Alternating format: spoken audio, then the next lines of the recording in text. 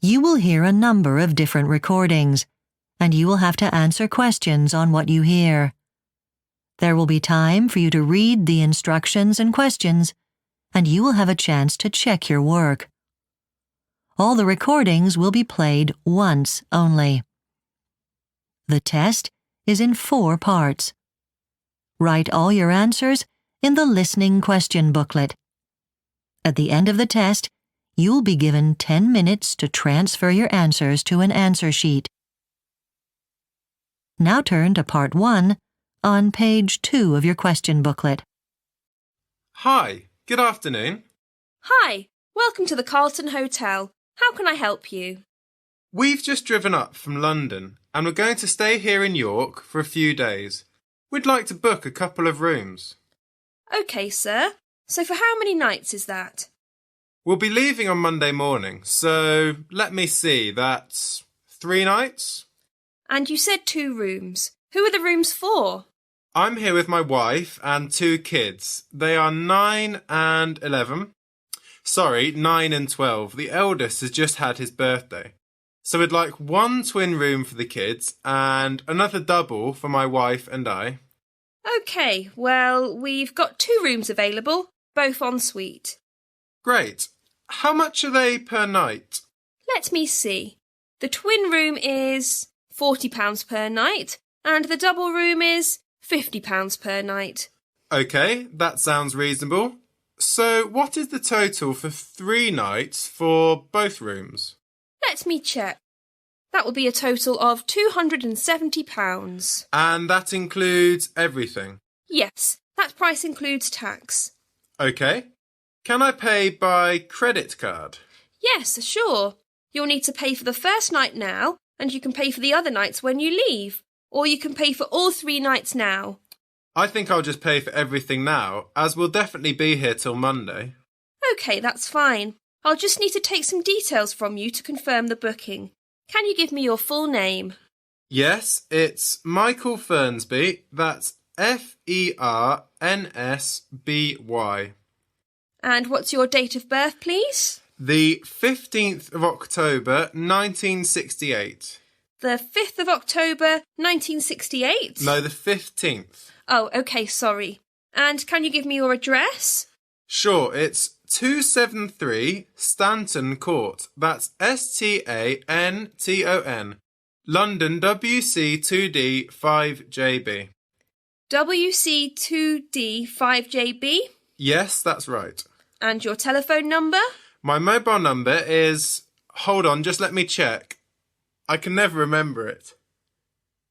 Ah, here it is. It's 08773 879 456. OK, those rooms are booked for you then.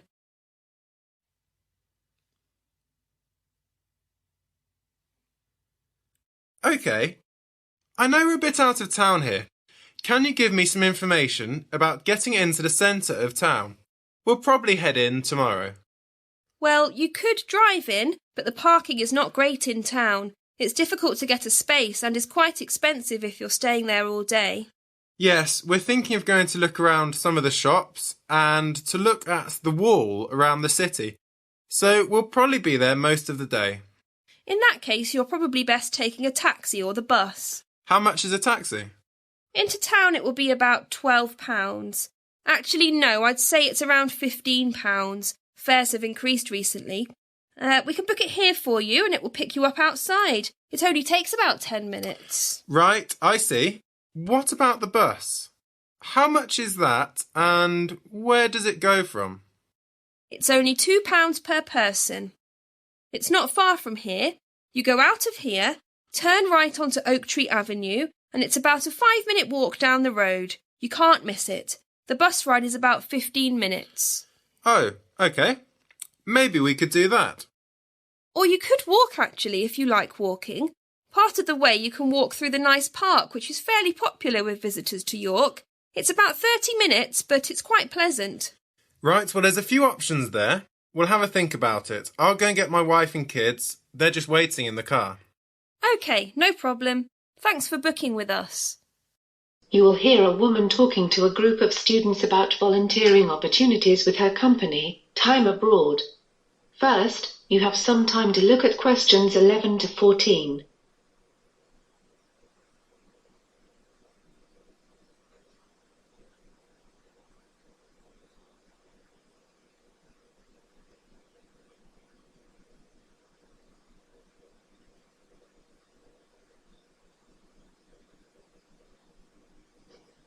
Now listen to questions 11 to 14. Okay, everyone. Thanks for coming today and for your interest in volunteering abroad. For those that don't know much about our company, Time Abroad, let me start by telling you a bit more. Time Abroad is one of the largest volunteer abroad organisations in the UK. The company was founded in 2000.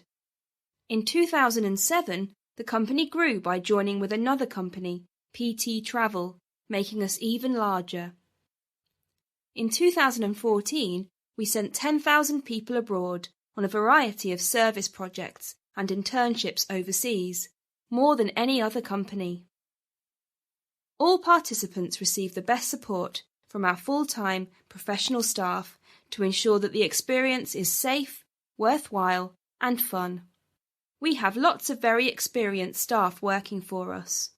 We have around 150 full-time staff members, many of whom are former volunteers themselves, inspired by their own experience. Some of these people are even part of the original groups of volunteers back in the early 90s.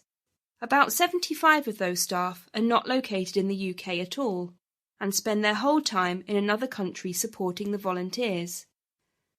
They are experts on the local communities you are working in, having spent their whole lives there. They have vast experience in fields such as community development or education. The times that volunteers join the programme vary a lot. Some join in July because they have just finished studying at college or university and want to do some volunteering before they move on to work or further study. The winter months are also popular because people want to escape the cold weather in the UK. But there are no set start dates, and programmes run continuously throughout the year, so the majority of volunteers start when it is best for them.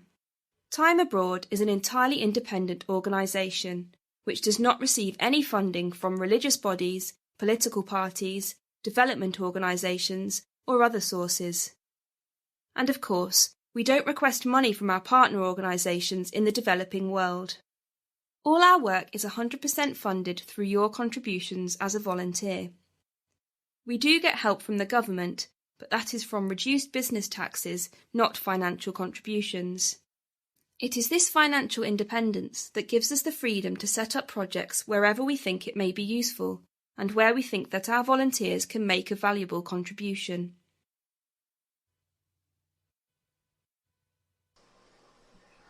Before you listen to the rest of the talk, you have some time to look at questions 15 to 20.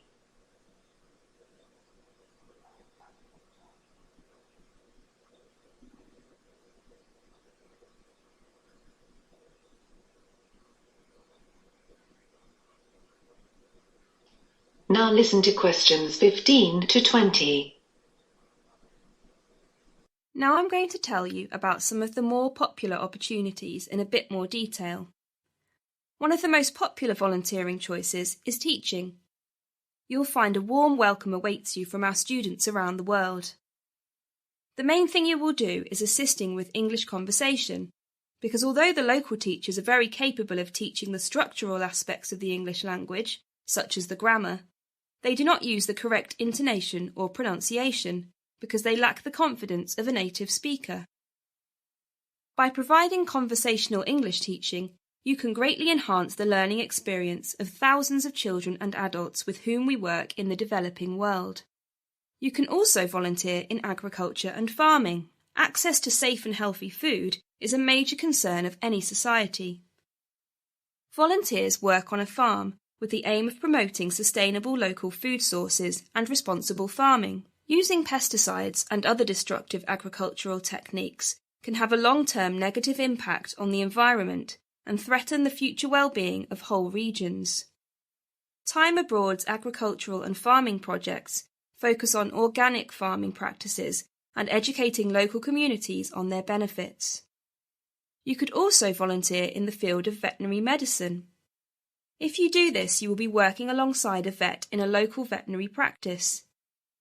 You will help the vet when people bring in sick animals or join the vet on visits to people's houses or other places. You will gain fantastic insight that would not be possible in your own country. You are likely to see many exciting types of animals, like snakes, big cats, or even elephants. And you will develop a better understanding of the problems people are faced with in both urban and rural areas of the Third World. So, I hope that's helped you to learn a bit more about time abroad. Does anybody have any questions?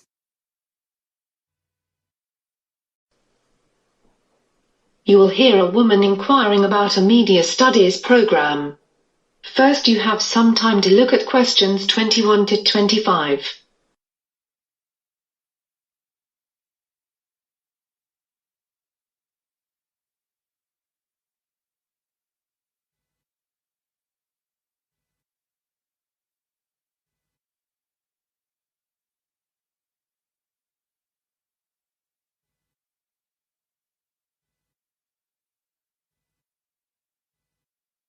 Now listen carefully and answer questions 21 to 25. I'm looking for some advice about doing a master's degree in media studies. Am I at the right place? Yes, my name's Mark. I'm head of the Media Studies course. Nice to meet you. And you are? I'm Louise. Nice to meet you too. So how can I help you? Well, I've seen the prospectus for the course, but I'm still a bit confused about a few things and about some of the options for studying. What's your situation at the moment? Are you working? Yes, I've been working as a journalist for a local newspaper for the last 3 months. Prior to that, I had 2 jobs in the media, at a small local radio station for about 2 years and at a TV station for about 4 years. So I've worked in media for about 6 years in total. OK, well that's useful if you want to do the course. What's your motivation to do further study? I enjoy my job a lot at the moment, but I feel the opportunities for promotion are quite limited. It's not that I think a master's will help with this, though. I'll probably leave my job, maybe to go into TV or something, but basically I think wherever I end up going in the future, employers prefer to see someone with postgraduate qualifications these days. And are you intending to study full-time? Well, I'd really like to keep working as I need an income. What are the options for me if I want to work while studying? You could do certain modules over a number of years if you like. It's up to you how many you do. Basically, you get credits for the ones that you complete. People usually do the Masters in anything from 18 months up until 4 years. It depends on your time.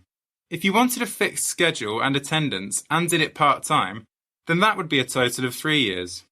So what's the admission criteria to join the course? Well, there are a few things that are useful but not essential. But there are some requirements. Usually to join a Masters, people must have a bachelor's degree. But we are prepared to overlook this if someone has enough work experience. But you must have one or the other. It's useful if you have research experience, as you have to complete a thesis, but we can train you on this if not. It is essential that you have motivation if you want to join the course, as it is very demanding. Before you hear the rest of the conversation, you have some time to look at questions 26 to 30.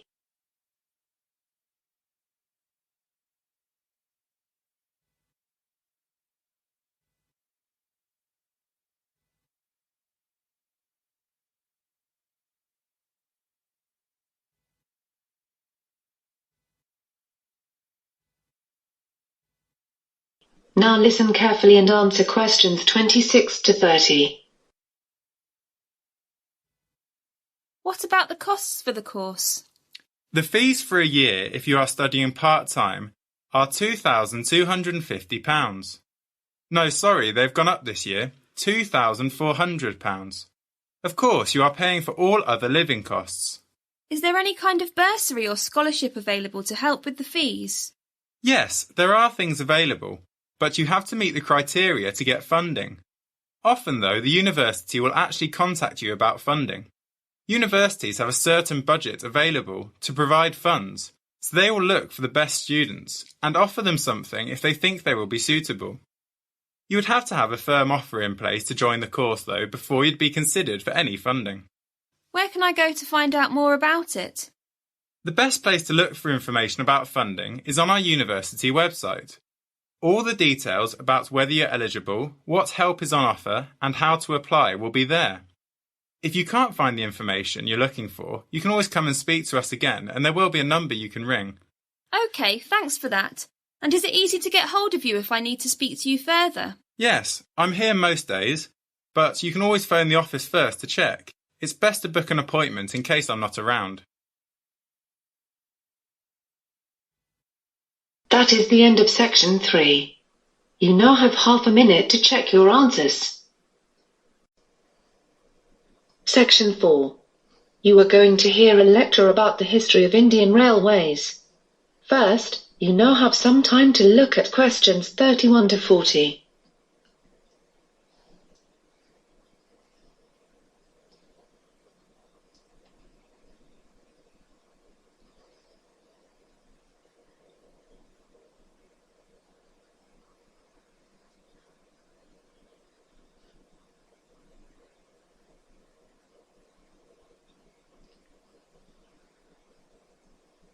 Now listen carefully and answer questions 31 to 40. In today's lecture, we're going to be talking about the history of Indian railways, from when they began up until 1945, when they had all been taken over by the government. Indian Railways is an Indian state-owned enterprise, owned and operated by the Government of India through the Ministry of Railways. It is one of the world's largest railway networks, comprising 115,000 kilometers of track, over a route of 65,000 kilometers, and there are 7,500 stations. It transports over 25 million passengers daily, which is over 9 billion on an annual basis. Indian Railways is the world's 9th largest commercial or utility employer by number of employees, with over 1.4 million employees. The history of rail transport in India began in the mid-19th century. The core of the pressure for building railways in India came from London. In 1848, there was not a single kilometer of railway line in India. A British engineer, Robert Maitland Brereton, was responsible for the expansion of the railways from 1857 onwards. The Allahabad-Jabalpur branch line of the East Indian Railway had been opened in June 1867. Brereton was responsible for linking this with the Great Indian Peninsula Railway, resulting in a combined network of 6,400 kilometers. Hence it became possible to travel directly from Bombay to Calcutta. This route was officially opened on the 7th of March in 1870, and it was part of the inspiration for French writer Jules Verne's book Around the World in 80 Days. At the opening ceremony, the Viceroy Lord Mayo concluded that if possible, at the earliest possible moment, the whole country should be covered with a network of lines in a uniform system. By 1875, about £95 million were invested by British companies in Indian railways. By 1880, the network had a route mileage of about 14,500 kilometers, mostly radiating inwards from the 3 major port cities of Bombay, Madras, and Calcutta. By 1895, India had started building its own locomotives, and in 1896 sent engineers and locomotives to help build the Uganda railways. In 1900, the Great Indian Peninsula Railway became a government-owned company. The network spread to the modern-day states of Assam, Rajasthan, and Andhra Pradesh, and soon various autonomous kingdoms began to have their own rail systems. In 1905, an early railway board was constituted, but the powers were formally vested under Lord Curzon, the then Viceroy of India.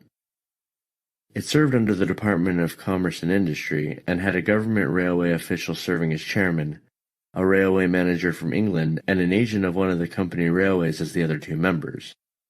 For the first time in its history, the railways began to make a profit. In 1907, almost all the rail companies were taken over by the government. The following year, the first electric locomotive made its appearance, and with the arrival of World War I, the railways were used to meet the needs of the British outside India, but with the end of the war, the railways were in a state of disrepair and collapse. In 1920, with the network having expanded to 61,220 kilometers, a need for central management was mooted by Sir William Ackworth, a British railway economist. Based on the East India Railway Committee chaired by Ackworth, the government took over the management of the railways and detached the finances of the railways from the other government revenues. The period between 1920 and 1929 was a period of economic boom. There were 66,000 kilometers of railway lines serving the country. The railways represented a capital value of some 687 million sterling, and they carried over 620 million passengers and approximately 90 million tons of goods each year. Following the Great Depression, the railways suffered economically for the next 8 years, and the Second World War severely crippled the railways. Starting in 1939, about 40% of the rolling stock, including locomotives and coaches, was taken to the Middle East. The railway workshops were converted to ammunitions workshops, and many railway tracks were dismantled to help the Allies in the war. By 1946, all rail systems had been taken over by the government. That is the end of section 4. You now have half a minute to check your answers.